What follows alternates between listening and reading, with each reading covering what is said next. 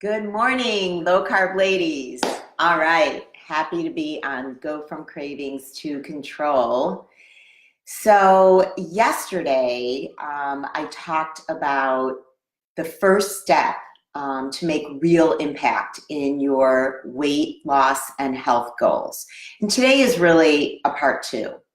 And the part two is all about the strategies that can help you change your habits as painlessly as possible, but also ways to do it that are going to, oh, I just realized, sorry, that are going to decrease your risk of getting tempted and kind of falling off the bandwagon. So let's do a quick review of what we talked about in yesterday's live Facebook video.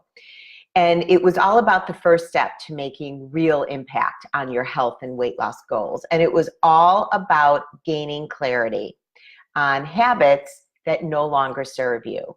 So can you think of a habit that no longer serves you? If you have a habit that comes to mind, you can go ahead and put it in the comments. And we can actually talk about it live if you would like. So go ahead, comment if there is a habit that no longer serves you, and we'll talk about that. But yesterday, we talked more about just gaining clarity on habits that no longer serve you. So maybe you're using food as amusement, or you're filling a void, like an emotional void. Let's say it's late afternoon snacking and it makes you feel out of control. It sort of unravels your hard work each and every day. Or maybe you're just putting too much emphasis on food as joy, and you're, not really focused on other things that can bring you joy. Or maybe you've just acquired some bad habits over the years. Perhaps you and your spouse are kind of commingling habits, such as nightly cocktails, nightly dessert. Maybe you share a love of like the latest, great restaurants. And so you become kind of like foodies. And it's funny because I define a foodie as someone who is really into real food, that enjoys and understands cooking and flavors and layering of flavors and all that kind of stuff. But it seems like there is a new breed of foodies, and they just love the latest food trends, whether it's lobster rolls or all kinds of things that are really unhealthy. So there's kind of an unhealthy aspect to being a foodie.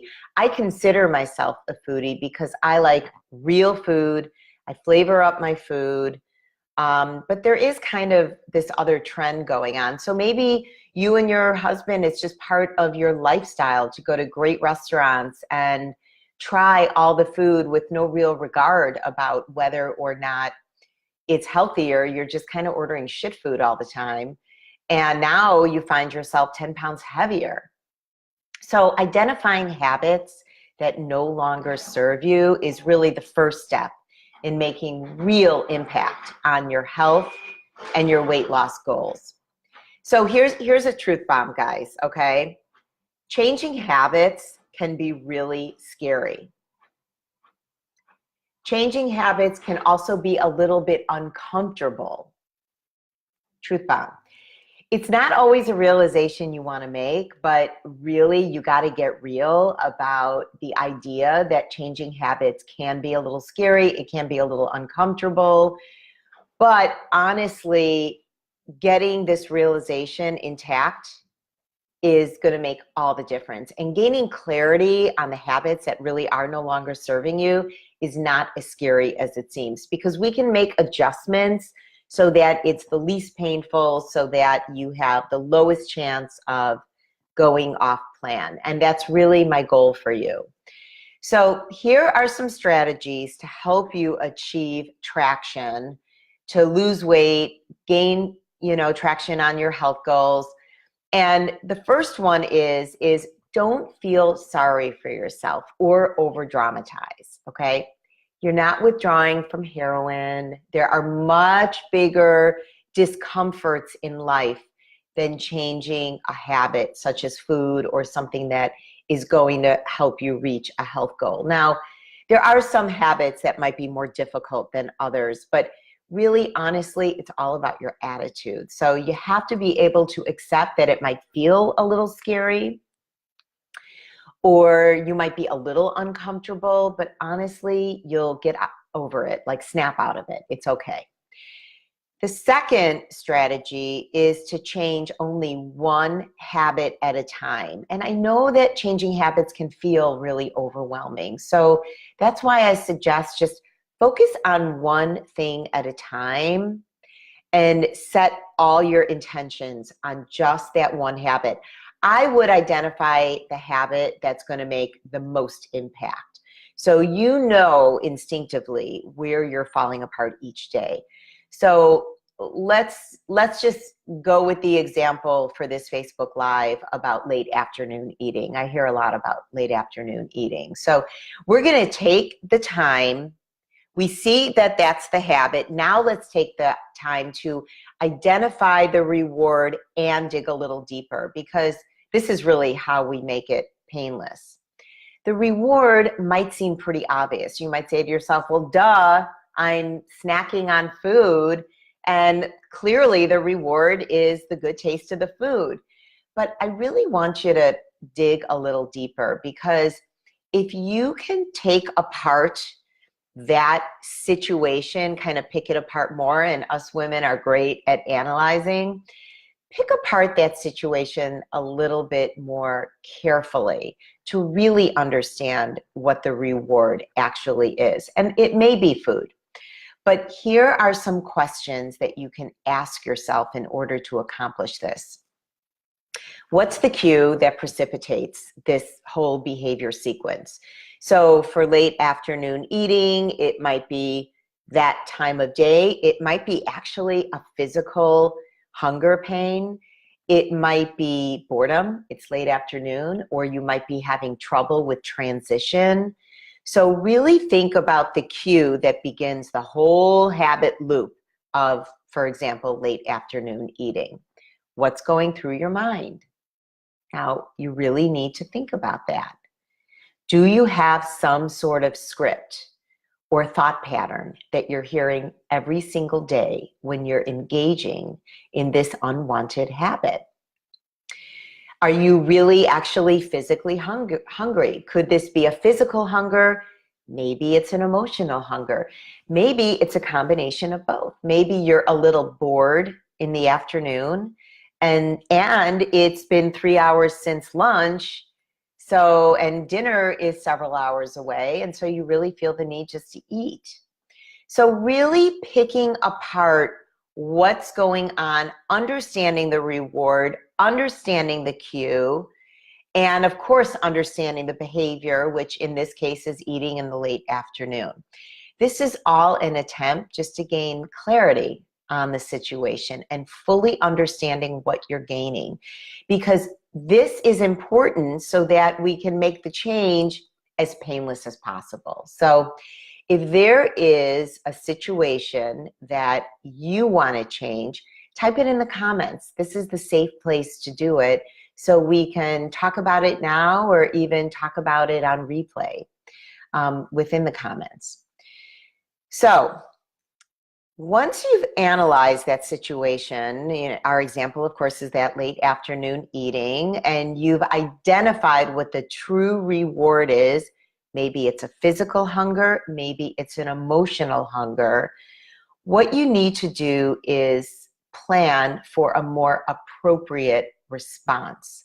So let's just say it's a physical hunger. Maybe you need to have a planned snack each and every afternoon that you've accounted for on plan, and that you're going to sit down with intention instead of wandering, back and forth to a pantry. You're going to sit down with intention, and you are going to enjoy that late afternoon snack. Or maybe what you realize is that you're not physically hungry at all. It's just you're cued by your late afternoon television watching, and you're kind of bored, and it sort of goes hand in hand. television watching, and eating. So in this case, you might want to get rid of the snack because you're not physically hungry at all. Maybe you're realizing that watching television is not really filling that time very effectively for you. And you're watching, but it's kind of mindless and you're kind of bored. Maybe you need to plan some other activities that engage you a little bit more in the late afternoon. So you might ask yourself, well, what are those activities? Some quick ideas would be, maybe that's a great time to exercise, believe it or not. Maybe that's a great time to be out and about running your errands so you are out of the house. Maybe you want to take that time and return phone calls or check in with the kids. So really, once we understand exactly, what that habit is and what the cue, the behavior, and the reward is in that little habit loop, you can answer that reward, answer what it is that you really need way more appropriately. So the fourth strategy, let me kind of go over these strategies because I know I've gone into a lot of detail. So far we've covered as a strategy for helping you gain traction in a really painless way in order to achieve true traction in your health and weight loss goals. Number one is don't feel sorry for yourself and start over dramatizing, okay? Just get over it, move forward. Change one habit at a time. Pick a habit that feels like it will have the most impact for you. Number three is to take time to identify the reward and really the full habit loop so that you can answer what your actual needs are more appropriately. And then number four is to replace the give up mentality with the crowd out mentality. So here's what I mean by that. I'm going to take another example. Let's say that you're trying to eat more vegetables. It's a worthy goal. You're trying to improve your health, perhaps lose some weight. And on your plate, every night at dinner, you've noticed that you just have this big helping of starch. It's covering half your plate. And you've got a little bit of protein, a little bit of vegetable on your plate. What would happen if you started crowding out the starch with a little more protein and a little more vegetable? So now the protein is a little larger. Instead of half your plate being the starch, maybe half your plate is going to be the vegetable. And now we're just going to leave a little quarter of the plate for a starch. So this is kind of like the crowd out mentality. Instead of leaving out, we'll just start crowding out. And then all of a sudden, you're still just as full, probably fuller. And you've eaten more vegetables and you're closer to your goals. And ultimately, you're eating less calorie and less carbs. And now it's easier to reach a weight loss goal. Okay. Here is number five, the fifth strategy in order to gain more traction, and that is don't quit. The reality is to change habits takes a whole lot of perseverance, and you have to be more persistent than your habits. There's a lot of comfort in old habits, and so we really have to be more persistent than our habits, and we have to go at it maybe several times before we find success. So don't quit, just keep going. If you fail one day, screw it, just move forward. Don't engage in negative self-talk, just let it alone, move forward, be like a racehorse. Have your end game in mind, and if you screw up one day, just go for it the next day. Number six, and the last strategy to help you gain more traction is reach out for accountability and support with your health and weight loss goals. This is a really critical step because honestly, the statistics are not so good about being able to be successful on a weight loss plan. Do you know that 95% of diets fail. And the reality is there's lots of different ways that you can be successful losing weight. But that's not the most important part of the equation. In fact, Harvard Medical School did a study of 800 participants, and they tracked them for about 2 years. And they did 4 different diet plans: high carb, low protein, high protein, low carb, all kinds of different diets. And the truth is, after 6 months, they were all down about 12 pounds. So no one plan was better than the other. But the end of the 2 years, the people that lost the most, in fact, 225% more weight was lost at the end of 2 years for the people that seeked accountability and support. So in order to really achieve our health and weight loss goals, and to keep those goals, maintain the goals, you really need to have accountability and support. And personally, different things work for different people. I come from a background, as most of you know, of group coaching, and I really love group coaching. And thank you for that, and what I love about group coaching is not only do you have the benefit of hearing brilliance of many people, not just one, but you also have the ability to help other people. And there are a lot of benefits, really, truly feel good, impactful benefits of being part of a community that is not only receiving support, but is giving support. So I love group coaching. I offer private coaching as well. It's not for everyone, either one, but honestly, I think group coaching just has a lot of benefits that private coaching does not always offer. And again, it's not for everyone. But I hope that these strategies have been helpful for you. Really quick, the 5 strategies to give you the most bang for your buck in reaching your health and weight loss goals are: don't feel sorry for yourself and over-dramatize. Get over it. Deal with the fact that you have to change a habit. Change only one habit at a time. Take the time to kind of dissect the habit and understand that habit loop, like we talked about, so that you can answer that habit and replace or crowd out that habit more appropriately.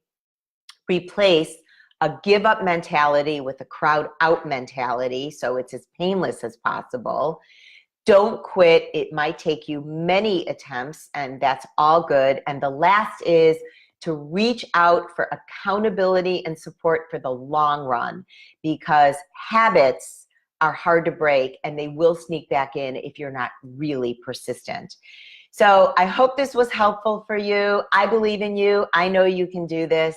Thanks for tuning in, and I'll see you in the next video, guys. Have a great day.